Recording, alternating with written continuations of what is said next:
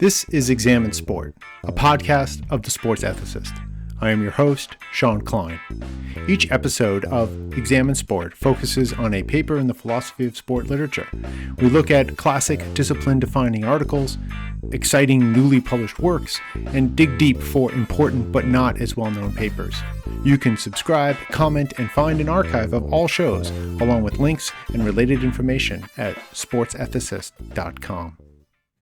In this episode of Examine Sport, I examine Leslie Howe's Gamesmanship.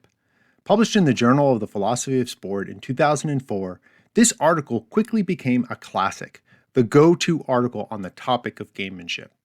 In this article, Howe defines the concept of gamemanship and analyzes the ethical dimensions of gamemanship in sport. Now, Howe starts with this question: what are you prepared to do to win? Now, one not uncommon answer from competitors is whatever it takes. But as Howe notes, this answer is ambiguous. It could be taken quite literally and mean anything at all. It more often probably means something like whatever it takes within the rules. While this rules out cheating, it leaves open the question of gamemanship. So what is gamemanship? Howe defines it as, quote, the attempt to gain competitive advantage either by an artful manipulation of the rules that does not actually violate them, or by the psychological manipulation or unsettling of the opponent, or sometimes the officials, whether this be by intimidation, non-disclosure of information, outright deception, or the first alternative, instrumental use of the rules. So from this, we can identify two main aspects of her view of gamemanship. First, there is the instrumental use of the rules, the artful manipulation of the rules, such as making use of an obscure rule to gain an advantage in a contest. Second, there is the use of psychological tactics to intimidate or unsettle the opposition in some way. We see this when the opposition stands over the ball prior to a free kick in soccer, or the calling of a timeout to freeze the field goal kicker in American football. In either case, it's important to see that gamemanship is not, and really could not, be against the rules. It's not the same as cheating because, quote, it relies on the rules in order to exist, end quote. Gamemanship makes use of the rules either to find an advantage through the rules or by acting within the rules to get the psychological response that one wants from engaging in the gamemanship. So then what, if anything, is wrong with gamemanship? Well, it can't be that gamemanship is unfair, says Howe. She explains, quote, the target of another's practice of gamemanship might feel that what has occurred is unfair, but although this might be a common or understandable reaction, I think it's mistaken, end quote. Howe's view is that it is mistaken because to think that gamemanship is unfair because it's not a violation of the rules, and if it's not a violation of the rules, it can't be unfair. Moreover, there might be some athletic value in gamemanship. Gamemanship can offer, quote, just one more mental test. In fact, another manifestation of the mental test that is competition itself, end quote. Part of the competition is not just the physical training and practice and execution. There is the important role of mental preparation and resilience. Howe tells us that, quote, the better athletes are those who are not fazed by tactics employed to put them off the game, end quote. As much as a batter must train to hit a fastball, they must prepare for the intended intimidation of an inside pitch. A good hitter must excel at both of these. So Howe says, quote, whatever else we are to say about the acceptability of the practice of gamemanship, we can't say that it is unfair or that it has no athletic or moral value, end quote. And yet, the value that gamemanship might have is paradoxical. Though some forms might be valuable, even required by athletic excellence, quote, certain kinds of gamemanship are indeed wrong because they are athletically self-defeating as well as morally suspect. In order to identify the wrongful forms of gamemanship, Howe first looks at the relationship between winning and excellence. So winning and excellence are obviously connected and related, but they're different things. This is easily seen by the fact that, quote, the excellent do not always win, and winners are at least occasionally inferior to their opponents. Sometimes the excellent are just lucky, end quote. Excellence is neither necessary for winning nor is it sufficient. So winning and excellence can be separated. But athletic excellence is important for winning, since excellence does increase the chances of winning. Howe writes, quote, excellence is about developing the means to winning. It is about the athlete and the process involved in getting to the result, end quote. An athlete is excellent because she performs the skills of the sport well, better than most. And this, her better performance, makes it more likely that she will win her competitions. Athletes, to be excellent, have to focus on developing and producing the athletic skills and abilities that constitute that excellence. They can't merely focus on the result, winning. And this brings us to the central question of the morality of gamemanship.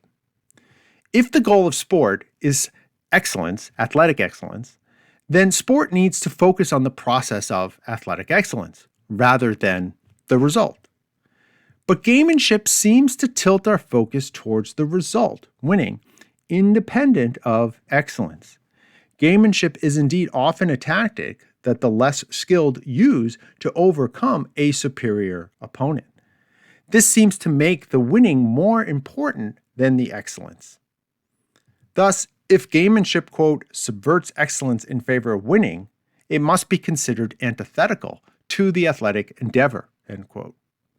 Howe then turns to explain how gamemanship is ultimately at odds with the goods of competition.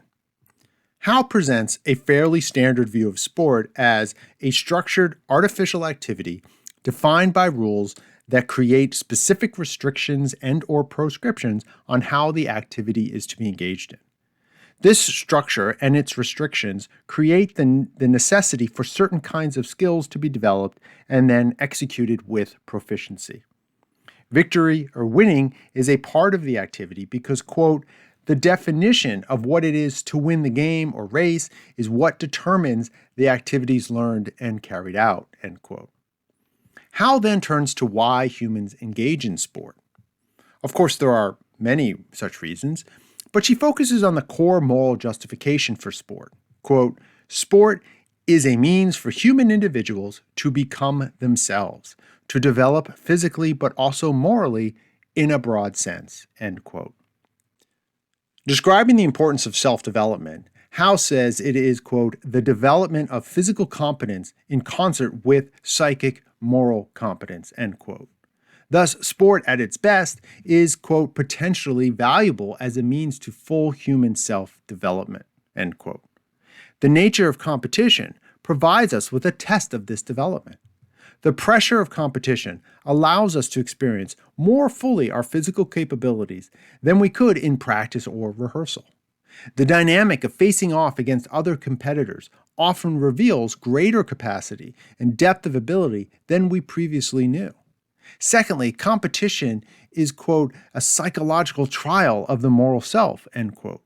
Competition presents us directly and concretely. How far are we willing to go?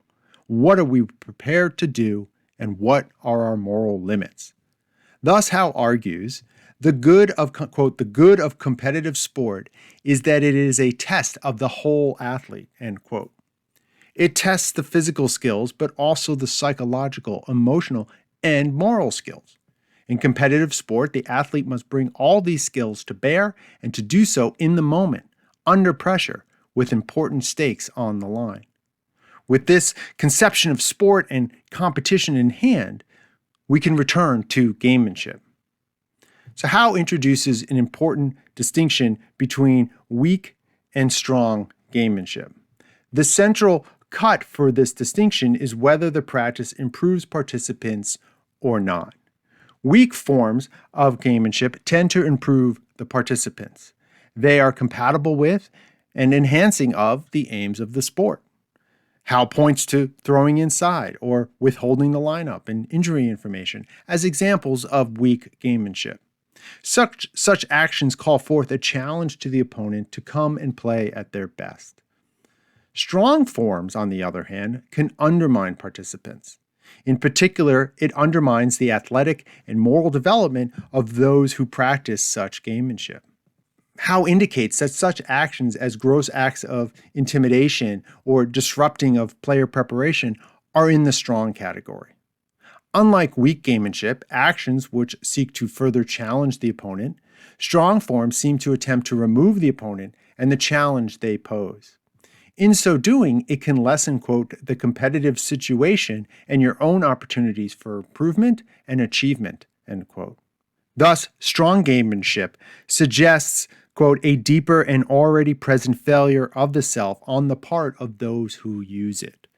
The resort to gamemanship indicates, Howe claims, a kind of disrespect for one's self and one's abilities. It's a lack of confidence in one's ability and skill to best their opponent directly, thus the resort to gamemanship tactics. In this way, Howe argues strong gamemanship manifests a moral failure in terms of lacking proper virtues such as confidence, courage, and self-awareness. It is this moral failure that leads to the athletic failure of gamemanship, the closing off of the opportunity to test oneself and improve. Gamemanship, when consistent with and contributing to the ends of competition, the weak gamemanship, it can be a useful practice. But when it is not, quote, it is destructive of sport and its practitioners. Thank you for listening to Examine Sport. You can subscribe, comment, and find an archive of all shows, along with links and related information at sportsethicist.com. Please also consider rating the show at Apple Podcasts, liking it on YouTube, and sharing on Facebook, Twitter, and elsewhere. You can email the show, sportsethicist@gmail.com.